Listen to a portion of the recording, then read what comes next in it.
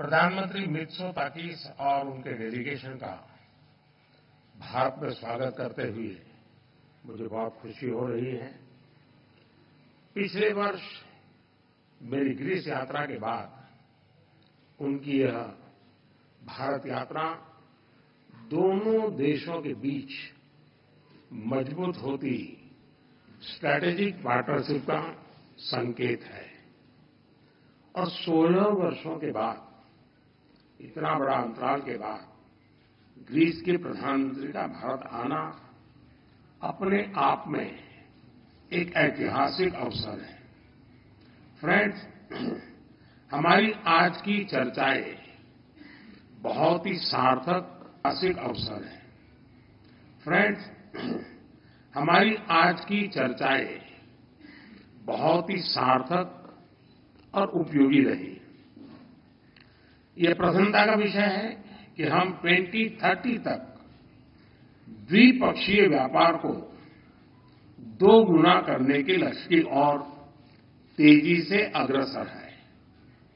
हमने अपने सहयोग को नई ऊर्जा और दिशा देने के लिए कई नए अवसरों की पहचान की। कृषि के क्षेत्र में दोनों देशों के बीच करीबी सहयोग की संभावनाएं अनेक हैं और मुझे खुशी है कि पिछले वर्ष इस क्षेत्र में किए गए समझौते के कार्यान्वयन के लिए दोनों पक्ष कदम उठा रहे हैं। हमने pharma, medical devices, technology, innovation, skill development और स्पेस जैसे कई क्षेत्रों में सहयोग बढ़ाने पर जोर दिया। देशों के रक्षा उद्योगों को आपस में जोड़ने पर सहमति जताई है। आतंकवाद के खिलाफ लड़ाई में भारत और ग्रीस की चिंताएं और प्राथमिकताएं समान हैं। हमने इस क्षेत्र में अपने सहयोग को और अधिक मजबूत करने पर विस्तारपूर्वक चर्चा की। फ्रेंड्स, आज की बैठक में हमने कई क्षेत्रीय और अंतर्राष्ट्रीय मुद्दों पर भी चर्चा की।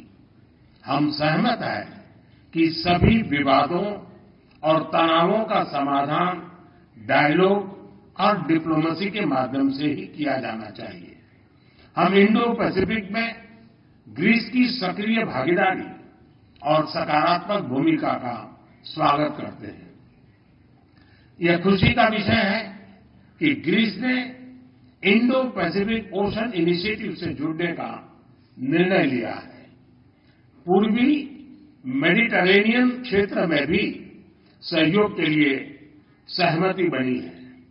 भारत की G20 अध्यक्षता के दौरान लॉन्च किया गया आईमैक कॉरिडोर लंबे समय तक मानवता के विकास में महत्वपूर्ण योगदान देगा। इस पहल में ग्रीस भी एक अहम भागीदार बन सकता है। हम यूएन तथा अन्य वैश्विक संस्थानों के रिफॉर्म के लिए सहमत हैं ताकि इन्हें समकालीन बनाया जा सके। भारत और ग्रीस वैश्विक शांति और स्थिरता में योगदान देने के लिए अपने प्रयास